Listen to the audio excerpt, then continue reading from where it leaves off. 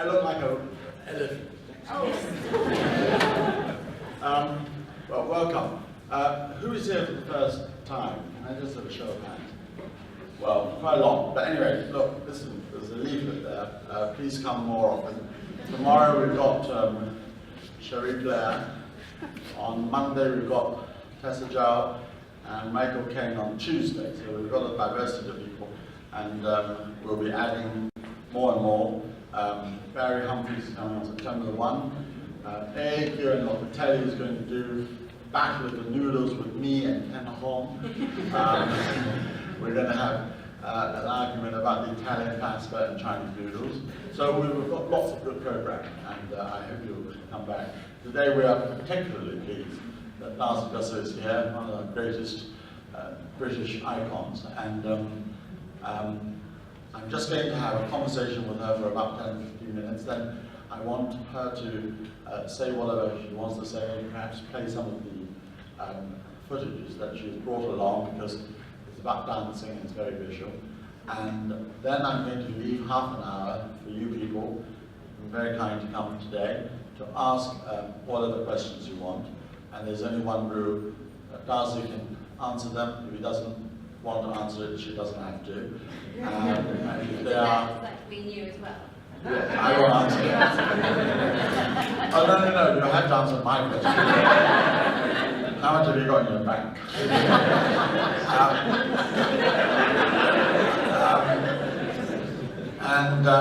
The only proviso is that it's got to be an intelligent question, because this is an intellectual and intelligent forum, and if they're stupid, boring, something like, what inspired you to become a ballet dancer, that would be slapped down immediately. I can answer it quite happily.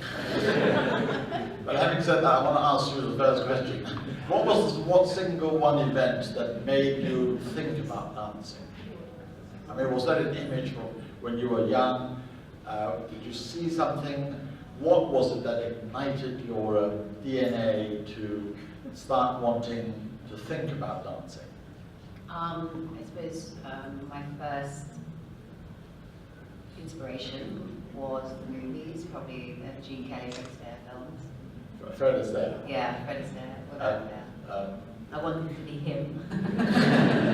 I mean, he was an incredibly elegant dancer, wasn't he? Yeah, and he was so versatile. I mean, and he was just so different from anybody else I'd ever seen, and his style, and it was just very unique. And, but it's interesting that you actually were excited by a male dancer rather than a female dancer.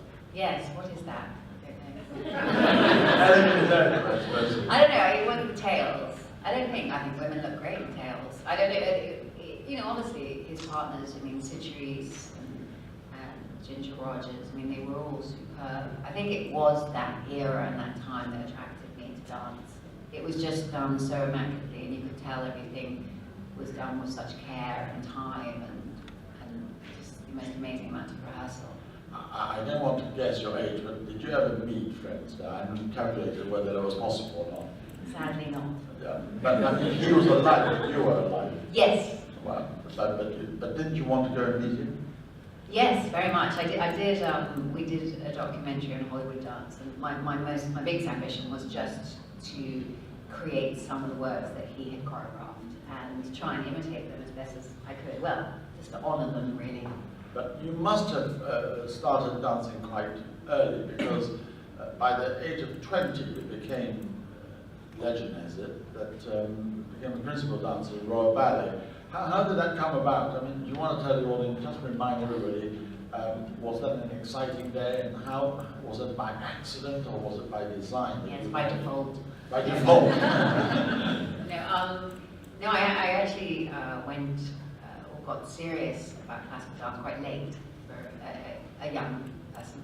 I mean, I did start doing ballet class at the age of 5, but really had no interest, no discipline. I was a bit of a rebel, used to hide under the piano and was very naughty and never really came out from underneath the piano. It took me a long time to actually fall in love with it. And I just really wanted to impress my teachers. I didn't really have the idea of being in the tutu on the stage, being the ballerina. I just enjoyed being in the studio and perfecting the moves for my teachers, basically. And it kind of grew much later. I think when I was about 12, 13, that I actually go, this is it, I've got to make it work. And you know, your parents encouraged you, or did they identify? I mean, they encouraged me, but actually my mother did think that it was probably the wrong job to go into. Typical. Yeah, but she said it was going to be too hard work, but she was right.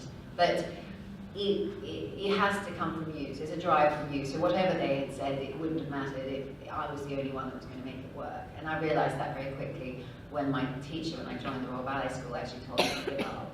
And I thought, oh no, they're not meant to say that. Who was this outrageous? No names, no names. And it a was woman or a man? A woman. But I think. What was the first name? But it's interesting. I think there was a reason why she said it. Well, like Lang Lang. I mean, Lang Lang was told by his teacher that he would never become a pianist. My English teacher told me that I would never be fluent in English. Yeah. I met him about 25 years later. I won't repeat what I say in front of the children. But anyway, going back to you were told that you should leave, but you didn't. I think it was probably the best thing she ever said to me, because it just gave me a kick in the right direction and made me realise that actually I had to stop feeling sorry for myself and just get my act together and make it work. And as soon as that decision was made, I did everything and was kind of blinkered. You know, it was the focus was there, and I had to make it happen. And then I feel incredibly fortunate. So what was the event that pole vaulted you into? Well, meeting Sir Kenneth McMillan, choreographer.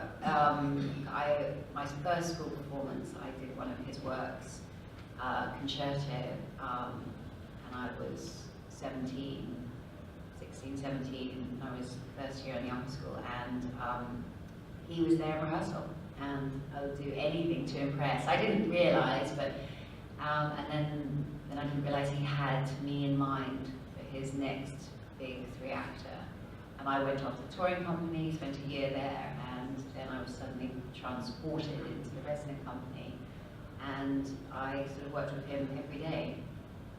But I mean, at 20 to become principal dancer, what happened that day? It was the first night of that ballet, Prince of Pagodas, that he had created on myself and Jonathan Cove, and we'd worked on it for several months because we'd had to have the premiere delayed because he'd had a heart attack, so he wasn't very well and very strong, but he was determined, very determined man, and it was incredibly exciting. And on the first night, at the end of this ballet, I was promoted on stage in front of the whole company. Fortunately, the curtain was down, so the audience didn't know. But it was a bit of a shock. I did actually ask the director if they'd made a mistake. Are you sure about it? So it was a mighty surprise, and I wasn't expecting. Well, I sort of had started doing principal work anyway, but you can do that for years. You know, you don't have to be promoted. And then fast forward to the moment when you formally announced your retirement on the same stage, your Yes. last performance, Yes.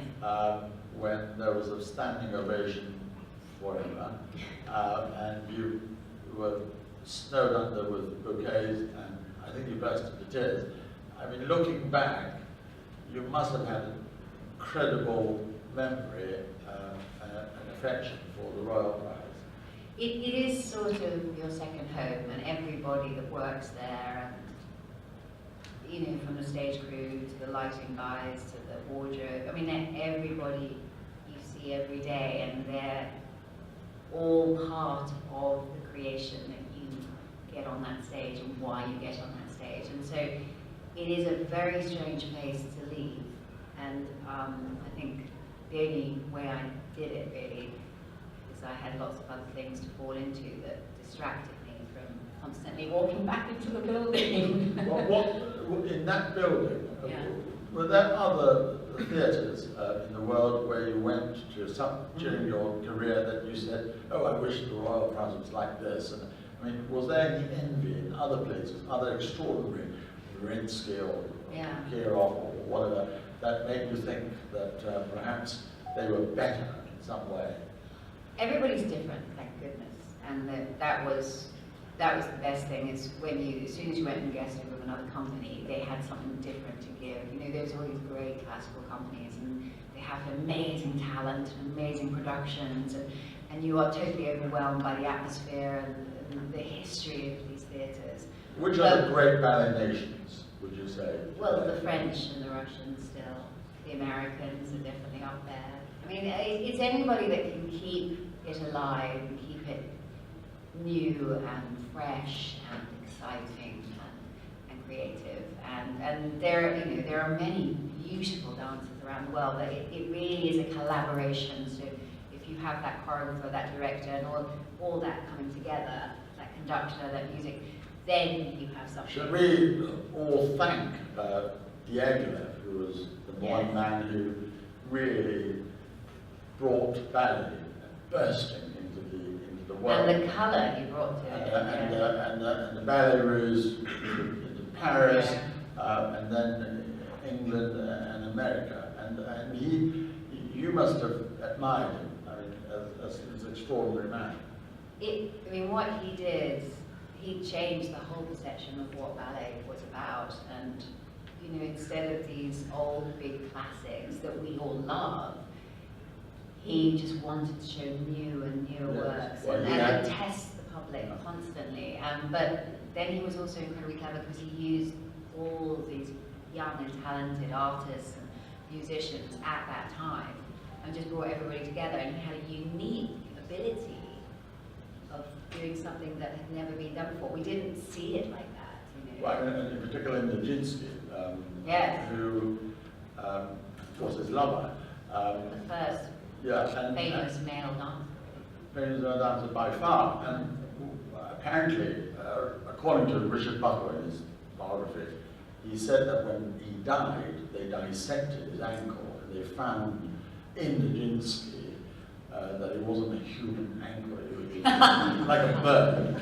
Are your ankles bird-like? We'll have to dissect them and find out. I mean, there was a ballet with a leap across the stage, and they had to explain that, and they explained that. You know, it's in people's, you know, there isn't any footage of him, is there? No. But as a form, as a physical form, he was perfect, beautiful, you know, and I don't think anybody had really seen that unless in the athlete, to see a dancer in that way, because it wasn't fashionable to be that physical at that time. But I think it's what he could do with his body. But of course, that time was bursting with great innovations, right? Yeah. You had Debussy with La Première, you had Stravinsky with the Rites of Spring, which Diaghilev sort of commissioned in order for Nijinsky to choreography. And do you have particularly fondness for these modern dancers, or are you actually secretly always in love with the classics? I think I love the purity of the classic. You know, no affectations, nothing is overly pushed. It's so pure, and the lines are so beautiful, and they keep to this beautiful strength of the physical form and what it can do. But I have to say, from a very young age, I adored the contemporary world as well, and how people can stretch and do different things, just have different imagination and create different works or different feelings through using your body. I think the body is a tool that is slightly unutilized, and we're still finding out how expressive it can be and affect people. And I think the contemporary world has definitely tapped into something that we wouldn't accept, you know, so many years ago, where now it's just fabulous. I love it. And I mean, the contemporary dance companies and so forth, you just think that that's just another expression, but anybody who dances must be good, because it is an extraordinary art form that you have learned to love. I think if you are dedicated and you put your heart and soul into it, of course you can be a great dancer, but you know, dance is there for everyone as well. It's Because socially. you do a lot in trying to encourage the nation to dance in every single way. I think everybody should have the ability and the experience. They need the experience there. They should try it out for themselves, But not what just happens if enjoy it people as a can't visual. dance? It's like saying somebody can't sing. Everybody can. It's just, it's their perception of they have high expectations. I think it's a feeling, and it's a lovely way. You know, you have music. For me, and I know when you look at children, their first impulse is to move when they hear music. In the morning, when you listen to music, do you dance around? I mean, when you brush your teeth, do you dance? I'm constantly moving. Are you? But I'm doing it more technically. I'm constantly stretching something or on my shoulders. Because you're a great fan of Pilates, aren't you? Yes. I saw a footage of your Pilates CD, not because I knew anything about it, but I just wanted to find out what it was. And it was a picture of your stomach for 5 minutes going up and down. Did that CD I think I was sell? breathing. Did that DVD sell? It did, yeah. That's extraordinary. There's a lot more to it than Well, I was mesmerized. I mean, it was incredible. I saw your stomach rise up and down very gently, and you said it doesn't look very much, but it is doing a lot. I said, really? And that was that. I woke up and it was at the end of the DVD. it is a part of meditation, though, isn't it? Now, you became extremely well known in the classical world. We all knew you. I first met you in Shanghai, do you remember, with Carlos Acosta. We had a wonderful Maybe earlier than that. Might be earlier than that. I first came to China when I was 18. Well, there it is. Yeah. We loved you being there, and we went to that disco, if you remember. It was absolutely wonderful. Most amazing nightclub. Yeah. And how we had the energy after a major show. Yes, exactly. Then you're obviously so well known within the classical world. You were the diva, the ballerina. The diva. I was never the diva. I was striving to be the diva, but I never achieved it. Was Margot Fontaine a diva? No, I think she. Who was a diva? Oh, there's a list of them. But what I was trying to get at is that then you appeared in Strictly Come Dancing, which is watched by 40 million or whatever. That was about 5 years ago, is that right? Yeah, I'm in my 5th year. But and you're going into recording the next series starting in September. Yes. Now, tell us about this panel. You've got to know bloke who's Well, anyway, I'm sure rather other American. people do better. And then you've got a mad Italian or continental, and then you have this rather rather grumpy old man. Tell us about your first day meeting these trio. Yeah, I came on as a guest judge for a month. It was my first experience. I mean, I've watched it, as a fan for many, many years. It's been going on for 14 years. Yeah, People might not know. yeah, 14 years, 14 Strictly Come years. Dancing. Yes. And I don't think I even thought of what it was going to be like stepping into a live show like that, and even appreciate the attention that it creates. But the guys who have been there since, first day, basically, and they were auditioned for those roles, which was quite funny, and they do tell lovely stories that Bruno was auditioned for the grumpy judge, and Craig was auditioned as the comic judge. It turned out to be the other way The other around. way around. Well, I think they found that out very quickly. But Len, obviously being the professional, being the head judge, it is lovely because they all have something different to give, and they are so passionate, and I'm looking at them still and just look at them and how passionate they are about the show after so many years, and how much they give. But their breadth of knowledge over so many different fields of dance is what's exciting to But me. you complemented the trio by adding your classical know-how. Well, that's a bit of a first, though, isn't it? It's a bit of a first. I don't think they've ever had a classical Yeah. ballet dancer. It's funny, I went to Copenhagen when I was making a documentary on the male dancer, and I was interviewing Nikolai, who's director of the Ballerina Ballet, beautiful company there. And he very naughtily, I think I've been interviewing him for a day, and the second day I was there, we were in a studio together, and he said something, and one of the company members turned around and said, "Why haven't you told Darcey that you're a judge?" And he's a judge on Dancing with the Stars in Copenhagen. And I was like, you see, you're following in my footsteps, you know, all these classical dancers. But it's not as popular. Well, it's difficult because it obviously depends on the country and what their social dances are anyway, but also the breadth of celebrity stars that are prepared to go on a show like that. But now, I want to ask you something which you might spill the beans, which I would encourage. I mean, are there any fixes in the Strictly Come Dancing? Fixes? Yes. Rubbish. They're rubbish. How could you, on a live show like that, fix anything? But how do they get so much better? I mean, they do, right? It's extraordinary. I mean, the one do you know day... how many hours they do a day? I mean, all right, a lot of them are stepping into something they've never touched, and they have a personal coach for nearly 6 hours every day.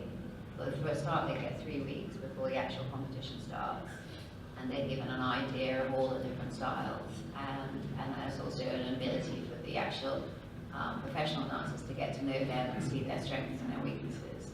But it's a collaboration, so you can see people's strengths very quickly. If you're a dancer, you suddenly see what they're capable of doing and what they're not, and what they're going to be improving on and what they're not. So secretly, you know who are the last dozen? No, it weirdly always surprises you, and it's really down to the public vote as well. Who has impressed you most, having turned themselves into suddenly dancing feet from a love of lard?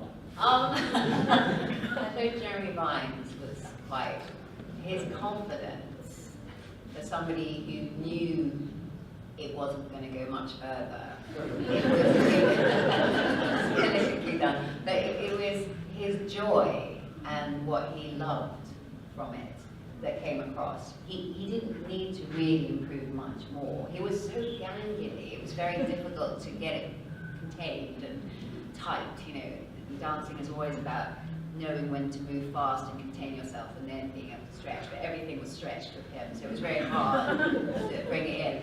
But it was just the joy he gave. So he did improve without people appreciating. I mean, he's a tall gentleman as well, so hard if you don't have the right... But all the other ones where we all laughed at their expense, I mean, the fat ones. Two or three people, the minister, who was her name? Can't remember, the rather dumpy woman. Yeah. She was awful. And then there was a fat man, fatter than me, it was always impossible. He was terrible. I mean, don't you think it was slightly unkind? I think they're incredibly brave. I mean, you can't be unkind because for them to step out on that dance floor. I suppose there's the money side. There's not much You money. get paid terribly well. No. It's the BBC, we're not allowed to get paid. Oh, really? The BBC, which pays a lot of money to everybody. But is it nice working with the BBC? I love it, yes. No, I have to say I'm really, really enjoying it. I get to do a lot of documentaries that I'm really passionate about dance and, and being able to give a great message about dance and insight into that world. So I really enjoy that. So if that carries on, if they keep pushing the arts and the music that they air, I think it's wonderful. And you don't complain about the fact that you don't get a hot steak at the end of the show. No, we don't get prepared. Were you sad when what's that kind called? Bruce Forsyth. It was like losing. I don't know. It's another era, isn't it? He brought something from another era. I think a bit of class and something very special to a show like that. That you felt that that's what he was about as well. That old time, that old way of socializing. He made it feel really comfortable. And now people are very competitive suddenly. And you go, no, this is meant to be social dancing. We're meant to all experience this, enjoy it. You mean the two women presenters? Yeah, well, no, they're great. But I think it's just his beautiful old style that he was able to produce. Okay. Anyway, look, time's You know, running he on. warms up the audience every show Yeah. he did. He got them all up and danced. Really? Yeah. Fantastic. Well, we're wishing well because apparently he's not that well, but I'm sure that he will be he's a legend anyway. Yeah, he is. I think he's a very funny man. Now, you brought some footages which I don't want to deprive the audience of. Yeah. So, do you want to put on some of this and explain to us Right. what they are? Can somebody, yeah, so they know. That's very kind. Well, I very fortunately got You permission just switch to off the air. lights on this side so that you can see better. I got permission. In fact, just switch off all the lights. I know everybody's been watching a bit of it, but obviously this footage isn't being released. So there's some of it that's out on DVD, but most of it isn't. And it's been given me permission by the Opera House to air some at 4 talks like this, if they're educational. I think you should fast forward. No, loud. Oh, this is very different from my classical world. This is a fitness dance program that we actually put into schools just to get every kid to experience dance. And we use every genre, and these are actually all the instructors learning the course. So we do a bit of hand jive, we do eras, we do Greek, we do African, we do flamenco, we do Bollywood, and we just doing a flavor. You just go off to schools and say. Well, we give them instructors, teachers to come into state schools and deliver an hour class twice a week. And it's just really fulfilling, and I just love to see the kids come alive. They have such great fun. How old are you here? Well, actually, that's probably after having my second child. I'm not very young. And this is Sylvia. This is an Ashton ballet. It's a Frederick Ashton ballet that was actually created on Margot Fontaine and Nadia Narina. And when it was first produced, it wasn't very successful. But the music. So Frederick. Frederick Ashton. But it's based on a Greek myth. So the myth is a little bit loose, but it's quite beautiful music, and the choreography I love. You have the diet. Do I have to diet? No, fortunately the dancing helped work everything off. You know, it's funny, everybody thinks it's an evening job, but you actually rehearse all day, about 4 other ballets while you're performing a ballet like this, a classic. So it's a full-time job. You could only do it as it's a full-time job, 6 days a week. But this ended up being one of my most favourite classics. This one's, obviously I think everybody recognises, this is Nutcracker, the Sugarplum Fairy, and this is Sir Peter Wright's production. And I think being a tall dancer, my hardest thing was making people see that I could actually achieve different roles, because I was always seen as an athletic and very physical, strong dancer. I wanted to show them that I could be fragile and fast and enjoy all those different lyrical moves. And this was one of those ones I could prove that I could do. I think especially in the British ballet world, all dancers were seen to be small, and I think Dame Beryl Gray was the only other tall one from her era. And they're often sent off to go and perform with other companies and then come back if they've made it. But they accept to be. All those virtual men watching. Beautiful. It is. I think.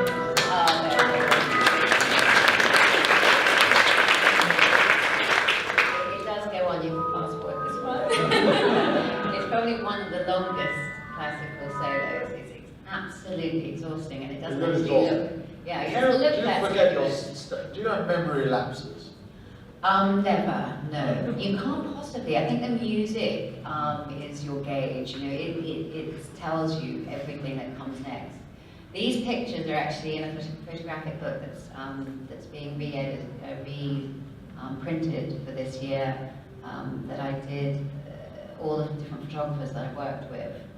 You recognise that gentleman, Eric Moncomero? Yes. That was a ballet that was made on us, Winter Dreams by Sufjan Macmillan. What's happened here? That's my Italian stallion, Roberto Bolle. Well, you certainly stood up to him. Yeah, it was difficult. And that's actually in the wings, waiting to go on for that ballet. You just saw the solo Nutcracker. And he was a photographer who was actually a dancer, Johan Pearson, and he knew exactly what it was like, that anxiousness before you go on. That's the ballet that I performed in Russia, the Married City Company. This is, well, they're quite nice bottoms. that was my last ballet. That was Song of the Earth with Carlos, who's on the floor. That's the book, which has a collection of sort of through my career. This is Romeo and Juliet with my Italian stallion Roberto Bolle. He's still performing in America and incredibly successful. It's very beautiful. My mother always said, "How do you look at him? He's far too beautiful." He says he even has nice teeth. And I said, weirdly, just concentrating on the work, you don't get wrapped up in his eyes or his teeth. But, I'm amazed anybody notices his teeth. Yeah, but I was so lucky because it was the last 8 years of my career. I danced with him around the world, and he was one dancer that never complained. A lot of men are very good at complaining about rehearsing for too long. And he had all the energy in the world. He would never stop. But he was a bit younger, so that probably helped. And he's doing incredibly well now. And yeah, I mean, I think people wondered why you never had a relationship with the people you danced with. But it's so hard work physically that you hardly get time to think about falling in love with your partner. Well, none of them are gay.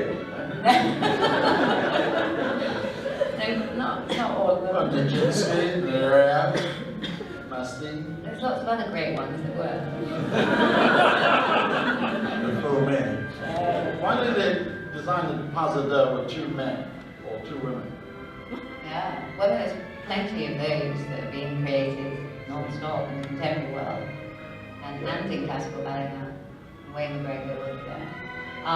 But this, I love doing this because this was a ballet that my director, Sir Anthony Dow, actually said that probably wouldn't suit me because of my height, that I couldn't possibly play a 14-year-old.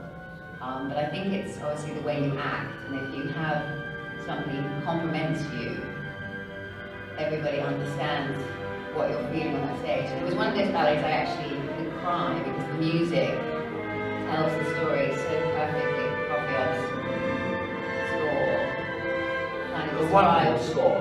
Yeah. And if you would have thought that nobody could really surpass Tchaikovsky, then comes then you have the Profiot, yeah. And it is one of the best ballets, classical ballets out there. I think just because of the drama, but the man does way more than the girl. When I first did it, I did it with Jonathan Coe, and you know he exerted himself so much he would actually come off stage and vomit because he was so tired. But you just keep going, and you know, these guys they're stronger and have more stamina than those footballers that you see. I mean, Romeo and Juliet, that what, last 2 hours? This pas-de-deux is about 10 minutes. The actual production, it has 2 intervals. It's probably about 2.5 hours long. I mean, it's a big story to be told, and there's a massive cast. I mean, it is the whole company. I mean, this is only a fraction, but it is probably one of the most famous pas-de-deux in our repertoire. And Sufjan Macmillan's ballet is performed around the world. It's one of the most popular Romeo and Juliets. But it is totally magical. But how about the classical choreography? You know, the folkens of the ballerins. Have they descended into the modern world? I don't think they should ever be changed. You know, there's something very special about classical ballets that will be always unique, because they give, this is very close up, yes, they're coming up now. Anybody? You've got good teeth. Oh, thank you. It's really hard when you're really out of breath to kiss somebody. They're like, I'm gonna breathe, help me, don't. Oh my goodness. Anyway. My husband found this quite difficult. Okay, turn it off.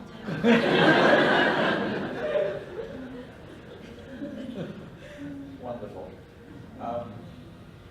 Right, now, look. Please stop, yes. Okay,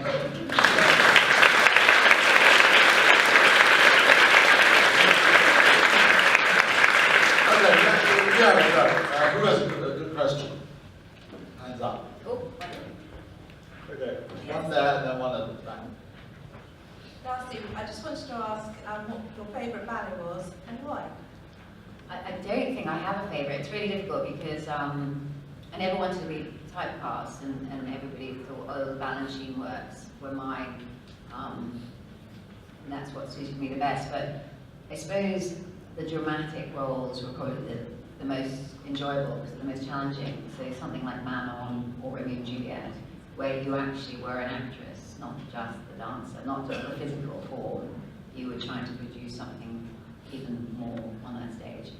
And when you can get so involved in a character, I think that's the best part, and probably those as classics. But Swan Lake was my first ballet, but then I loved all the one-act ballets, the William Forsythe. So very difficult question, sorry. Don't really have an answer for that one. How about Dying Swan? No, I never did the Dying Swan. Yes, how come? Well, it wasn't in our rep, so that's one reason. And I never really had the urge. It was such a, Pavlova special that I didn't really want it. Extraordinary. I prefer to make my own work. Well, there it Be is. remembered for that. Well, Paul Sanson, there it is. Yes, That's man with a fine. beard. Hello. And then this. Do you know who's going to be taking over Len on Strictly? Well, if I knew that, it'd be a little famous. No, fortunately they don't tell me anything because I have a very big mouth. And I find it very difficult to keep quiet. So I never know who the celebrities are or anything until everybody else does, fortunately. So I'm sorry. That's fine. No idea. Were you surprised by his? No. No. No, he's been talking about it for many years. Okay. Ever since I came on the show. Well, I mean, he's not that old. I mean, he's 71. Yeah, but he's been judging way before Strictly came on. So his profession, but also he loves playing golf. I know that. This one, and then the girl, then He also the old does, man. he also does 2 seasons in America as well. So he Yeah, does go those on. as well. I'd like to know, when you dance, how much of it is instinctive expression of emotion and soul, and how much of it is technical prowess? Is it equal measure, or does one outweigh the other? It so depends on the actual production. You will have rehearsed or performed any work probably for many years, and so it is about trying to bring something fresh to it every time, and so that is a big concern. I always feel I've got to feel slightly different every time I perform a role. It doesn't matter how many times I've done it, but technically it doesn't matter how experienced you are, it will always be challenging technically, and that won't be just about how to pace yourself. You're tired, but then because you're doing other rep at the same time, so that will affect you. The emotional side to it is really sort of how you feel as well, on that day, and how much you can give. But it is to do with the music and so many other attributes, like a great partner, or who gives 100% to you, then you're able to give even more. So all those things have to come together to create a perfect match between the two. But it's different every time.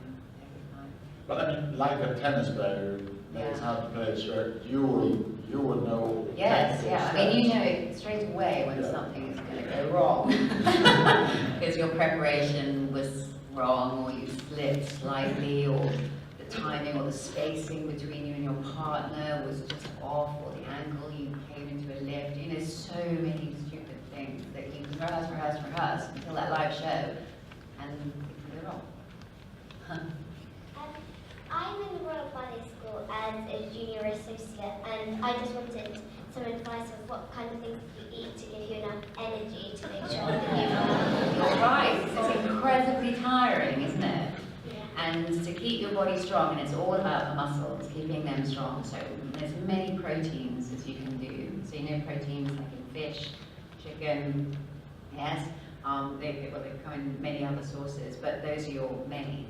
But then other energies, like kind of spurts of energy, you speak to a lot of athletes, they will go dark chocolate. They'll, you know, eat a bar of chocolate before a race or something like that. But actually, as a dancer, you need it to last, don't you, through the whole day. So things like dried fruit, it can give you a funny tummy sometimes. So, but apricots, brilliant. You know, anything like raisins, you know, where they have a natural sugar that also makes you last. But things like oats, if you had, I don't know if you like porridge, that's a brilliant sauce that makes you last longer. The stamina. How long have you been in school for? How long have you been dancing? I think I was about 5 when I started. I can't remember. And how old are you now? I'm 9. You're not. You've been for 4 years, Yes, and you want to be a ballerina. I do. You want to be a Darcey Bussell. Good. Gentleman here. Darcey, I have... Darcey, Calm down. Calm down. You're no man. I've got 2 questions actually. One is for the other old man. Why don't you audition him for Strictly for next season?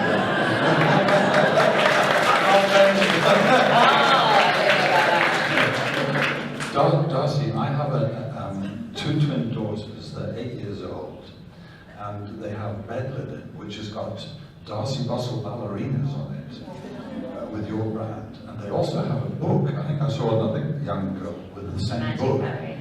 And the girl in that book is called Rosa, which is the name of one of our Oh, twins. lovely. And she would be more to, she couldn't come today because we're from Leamington, but she would love to know where you got that name from. Well, there's also Delphi, and there's a collection of girls in that series of books. But I have to say, I have to confess, I do have ghostwriters. So with children's books, it's very politically correct, obviously, to have the right wording.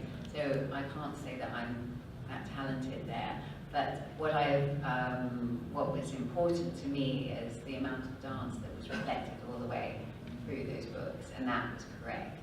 And that every story was sort of reflecting a classic, which was fun, and kind of brought it alive. So it was like a performance. And it has been really, really special that so many kids have learned to read on those books, which has been lovely. I think, as you say, there's the relation there, isn't there? So if they see a young kid enjoying every moment of dancing, and it's through their book, then they go, that's me, yeah. Very popular. So you've sold 1.4 million copies. I don't know, but I know it's around the world, which is lovely. Well, look at your bank account. There are lots of questions quickly. Yeah. Oh, If you hadn't done dancing, what would you have done? That's a big question. You know, I can't even imagine what else I would have done. It's a weird thing. I think I felt incredibly fortunate that I fell into dancing. I wouldn't have said that it was my first choice. I wanted to be a traffic warden at one stage. I do remember that. And then I also wanted to be Prime Minister so that we never had graffiti, but now graffiti is suddenly very cool. So I think I would have loved to be a designer, and probably a stage designer, but I think that has just been reflected from all the theatres I've performed in and all the productions. And I've just so enjoyed that side, and I would have loved to probably gone to an art school and got really into that. yeah, you're gone. You monitor. That's your job. Quick, go on. Yeah, all right, good. That's ignore that for a minute. please. Darcey, I know you said they won't tell you who's going to be on the show, but do you have a particular favourite that you'd like to replace Len when he retires, or somebody that you'd like to see appear as a celebrity? Gosh, well, Len, there are many great professional ballroom and Latin dancers that could, could definitely be that in that space. I mean, Anton de Burke, I think, would love it, obviously. He's already doing quite a lot on television already. I think it's very difficult. Len is not just a great technician and everything that he has to give, but he's a great personality as well. And he's just so entertaining. Even when he's grumpy, he's entertaining. But it's difficult. I think, every year it surprises me, that show. I still feel like a beginner, even though I'm in my 5th season. And I just enjoy that it affects so many different people, and that all these amazing celebrities even want to go on there and throw themselves into this world of dance. But the nice thing is they all come out with the most brilliant experience and love of it, which I wish we could do a bit more, have more shows like it. Yeah, I think Nigel Farage should go on. Let's have 2 or 3 more and then we move over here. Oh, sorry. Go on, yeah, sorry. Hi, looking back on retirement, we have been here before listening to sports people talk about how surprising kind of psychological impact was. Did it feel the way you expected it to feel? Unfortunately, I had no expectation of what it was going to feel. I suppose I was very lucky that I had 2 daughters. When I retired, my oldest was 6, my youngest was 3 then, and so, that was a great distraction to have 2 kids to put all my energies into. I think they didn't like it much, but I had no idea how it was going to affect me, and it was tough. I think because it's the only thing you know about yourself, isn't it? And it's your only confidence. But actually, also it was the physical side and that joy of, you won't like this, but working out each day, but it being a job and thinking nothing of it. And then suddenly not having that and working out what I was going to do with my body, because that's what it was used to. And that was the strangest thing. And it was like losing, a really close family friend, that I couldn't use my body or had no reason to use it for anything. And even though it needed a break, I knew I had to find another source of expressing myself. And at least the passion, I thought I was going to be able to step away from dance altogether. And I always used to say to my husband, I'm going to be a normal person. And God, I don't know what a normal person is, it? And I just thought, well, dancers can't be normal. So I thought anything but. But weirdly, I couldn't step away. And until I realised that, then I was so much happier. Yeah. Hi Darcey, I was just going to ask about how it came about you performed at the Olympics and what that was like, and whether that led on to Strictly, because I know that was your first year, or whether... Yes, yeah. Well, the Olympics thing came up because I actually had worked with a guy who produced the closing ceremony, Kim Gavin, and I worked with him a couple of documentaries, one on Hollywood dance and a couple of different shows, Viva la Diva, Catherine Jenkins and stuff. And he said, Darcey, what about making a comeback? And I said, no, definitely no. And he said, no, but then I'd really make it easy for you. And I was like, yeah, sure. And weirdly, I thought, well, actually, this is a one-off. We might not have another Olympics in my lifetime, or, and I thought, well, that would be quite something if I did a good job. And I never knew I was going to have to be flown in from the top of the... And that was, I think, more fun than anything else. I mean, having to train, I trained for about 6 months to get myself back into shape, besides trying to get on point. But the weird thing, it was never going to feel like a normal performance on a stage, because there wasn't a front, there wasn't an auditorium or anything like that. So it was so strange, and there was only one opportunity to get it right, and it was live. So weirdly, I love those things. I love putting myself out into those danger spots, and I've always been a bit fearless and a bit crazy that way. And coming down off a roof with pyrotechnics going off, just in an all-in-one and a pair of pointe shoes, was one of the most exciting things I think I've ever done. And having 4 men waiting for me at the end. It was great. No worries. Yeah, you were wonderful. No. But the Strictly thing came much earlier than that, and I'd actually turned it down. And I was living in Australia, and they said, we'd really like you to come on the show. And I said, whoa, I can't imagine even possibly being able to produce something like that or be part of something like that. And I did turn it down. And when they asked me again, and I said, well, actually, me and my husband are thinking about coming back to Europe anyway. So it sort of just came at the right time the second time. I didn't think they'd ask again, but they were probably really annoyed that I said no in the first place. But it was great, and it was a massive change for me. I'd never ever, just to open my mouth on television was pretty difficult. If they asked me to dance, I'd be quite happy, but yeah, it's very hard giving a decent critique that is actually going to be worthy of that person in that amount of time. And I always feel that it'd be much nicer if I could just get on the dance floor with them and go through the piece with them again. And we just pedal, score. Yeah, each the of patterns. 10. We do. We have 1 to 10, and they're in our little boxes right next to us. Have you ever made a mistake? It's so scary. Really? Yeah, it's so scary. So you go through them and you make sure they're all in order and make sure they're not in the wrong place. Yeah. Because that's the awful thing where you just get 1, 2, 3, and you go, and you go, but you put them on your lap going, it is, sorry, it is, it is.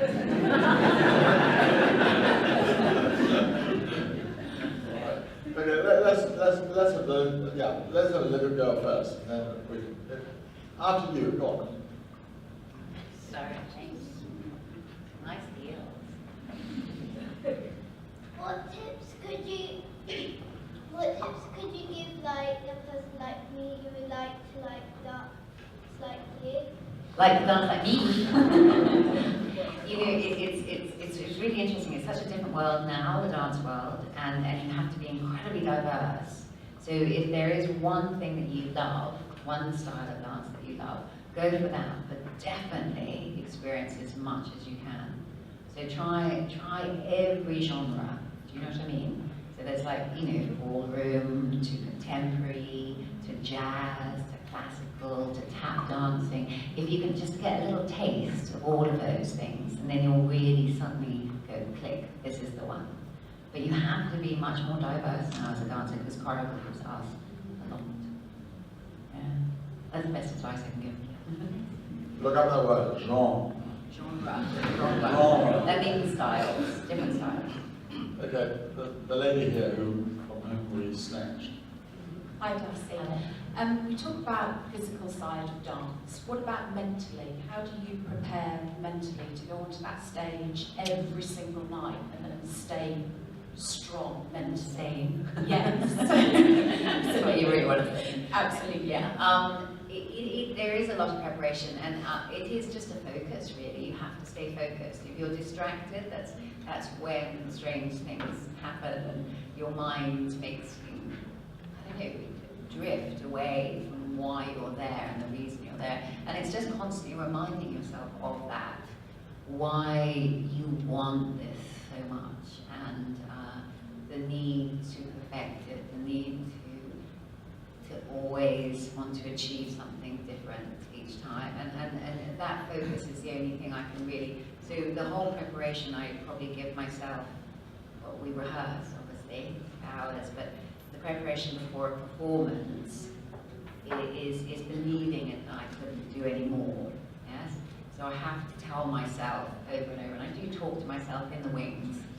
It's okay, I've done everything I can do, as long as, you know, I stay focused when I'm on that stage and I believe in what I'm doing, I know that I'm going to do the right thing. As soon as I start thinking about, oh, she's got a really nice dress on, or I like her shoes, or what am I going to have for dinner, that's when you go, oh my God. But somehow the theatre in itself, when you're in that space, it's very difficult not to think about anything else but what you're there for. Very Okay, we only got 5 minutes, so quickly. 1, 2, 3, 4, go on. You find them, go on. Hi Darcey. Hello. When you really feel like expressing yourself, do you have a go-to genre or musical dance that you use? Just playing music really loudly is the best thing, and my kids even complain when they use music it up. They turn it up, even if I'm in the car, and it's like something a release, and it's like doing a rock and roll, shake your head. I'm sure you've. What was the last piece of music you heard loud in your car? Well, we did a schools festival last week with 400 kids for this diverse dance mix that we deliver, and I was going for it with them. They were meant to be performing for us and all these heads of schools to show how much they were enjoying it, but I couldn't help but join in. Yeah, but what music? Well, we create our own music, so they were doing an African style, they were doing a hand jive, 1950s rock and roll hand jive, they were doing a Bollywood, they were doing a 1960s sort of, there's so many great moves from different eras, from different countries as well. We do a Chinese style. I don't think you probably approve because it's not very accurate, but we have a lot of fun. Ding tong, ding tong. Ding tong, ding tong, ding tong. Is that the music I should be using? Not more or less. What does that mean? It means go and pick your nose. Can I ask how you recover physically and mentally from a performance? It takes a long time. It probably takes about 2 hours to wind down from any performance, but usually it's just the adrenaline that it's so hard. So you either have verbal diarrhea as soon as you walk off the stage, and I hope not otherwise. Verbal. Yeah, you have to be quiet, but you know it's the because the adrenaline is for your muscles, so it takes ages for your muscles to relax. So they feel so tight and tense, and usually usually I would go out with some friends after a show. Yeah, but immediately afterwards, what drink do you have? What drink? Just water. Water. Yeah. Only water. We're so dehydrated. You dehydrate very quickly, especially in the theatre because it's very dry. The air is very dry. And then after the water, what drink? I would have a glass of red wine most nights after a show. It's one of the best things, relaxing. It's good for the muscles as well. I was always told by my Russian partners that I had to have a vodka because it was like an anti-inflammatory, so it made the muscles relax and calm and deflate. Do you jump into A bath. cold No, ice I bath don't like do ice bath, Andy not Andy Murray, no, I don't do that. I mean, we have those in the company. We had these these ice packs that it's like a bottle that you step into. So you have legs, and it compresses cold ice against cold water against your skin, and it's one of the best ways of recovering after a show, especially if you've got quite a concession of a lot of big shows after each other. But I was told by my Italian partner that I should have a Red Bull, and that was the worst thing I ever did because I couldn't calm down, and I couldn't sleep, and then I had another show and another show, and I was all like hyper non-stop, and I was exhausted by the end. But a warm bath and usually a warm drink and just some time, then I can sleep. Hi, you mentioned earlier how ballet has changed a little bit and the expectations of choreographers wanting to be more diverse. I just wondered if you could explain a little bit more about what you meant by that, and also whether it means the days of the household name classical ballerinas with a long career like you have are possibly behind us. No, I don't think that will ever change. The ballerinas, I think that it is still such a popular art in itself, just the purity of the classical productions and what we produce is enough. But the new choreographers, I suppose the young choreographers, they're constantly delving to produce something that hasn't been done before. And so they do ask of you surprising things, even if it's kind of gymnastic-y or even if you roller skate on stage or something. You are, Kenneth asked that and Anastasia and Lynn Seymour was able to produce a pair of roller skates and roller skate all around the stage, but not many dancers could do that, so it was hard to fit into those shoes afterwards. But they do, it's just, you have to be more versatile and accept. Where the classical dancer, I suppose, in the past, what about, no, that's not for me. You know, I don't want to push myself into that field or roll around on the floor in mud or something as part of a production. So all those things, you have to be much more open to change and accept that you are still producing something incredibly special, even if it feels incredibly ugly sometimes. Well, I suppose one example is Ed Watson, who's really pushed the bounds and worked with choreographers that have really used his body in a different way. if I forget to ask you a very simple question, you know we have bound feet in China. Yes, yeah. Were there any bound feet ballerinas? They don't have to do anything, they're all there ready like a block. They look slightly bound, don't they? Yeah. The ballerina's foot. Yes. Well, we do tape them up to protect them, but individually each toe is usually taped up. You have to have incredibly wonderful and careful pedicure all the time. No, you know, actually a pedicure is a bad thing for a ballet dancer because you need all the hard skin you can get, which sounds horrible, doesn't it? But it just makes the feet last longer in the pointe shoes. You don't want soft feet. Yes. Let's have two more questions because we're running out of time, unfortunately. Darcey, I'd like to ask, how important is it for you to convey your own insights into dance and performance to other people, younger generation or other dancers? What, in an actual ballet? No, in terms of, you know, you are and out of the professional, you know, everyday ballet. But how do you pass on all that wonderful experience you've got and all your knowledge? I do coach and I do get to see a lot of talent and give them as much advice as I can and experience of my own world in that art world. But I think for me now it's slightly larger.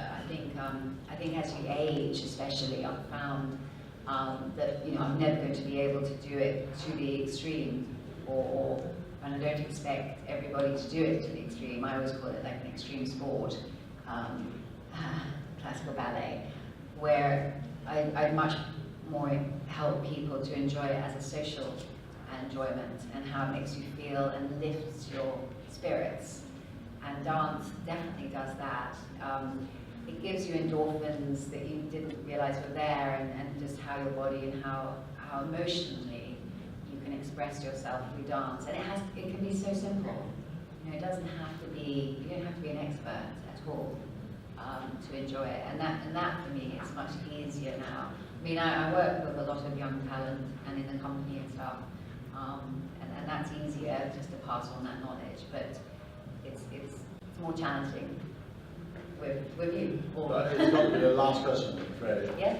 Darcey, it's interesting. I know that you said you have 2 young daughters yourself. So knowing it's an extremely competitive world to become a successful ballerina such as yourself and involves so much dedication and hard work, would you recommend your daughters to follow in your footsteps? I mean, if they want it, definitely. It's been very fulfilling. I think the only problem is you do have to be in the right place at the right time. So there's a lot of different things to make it work. It's not just your dedication and your determination to make it happen. It's whether you meet the right choreographer, the right partner, or, you're in the right space. So it's just the expectation of it. So you can put all your love and all your sweat and guts into it, and it might not tick the box. But I would never turn them away from it. Definitely. I mean, there's a lot of great dancers out there, so it is a hard world, and I can't help but tell them that. You don't have too high expectations, but enjoy it for what it is. Just enjoy it as far as you go. Well, lads, the hour is up, and I want to do 3 things. Number 1, will you please join me in thanking Darcey for coming?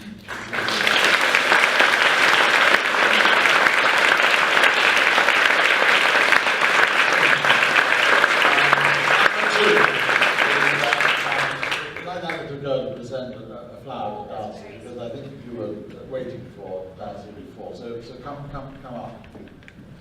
What's your name? Caitlin, thank you so much.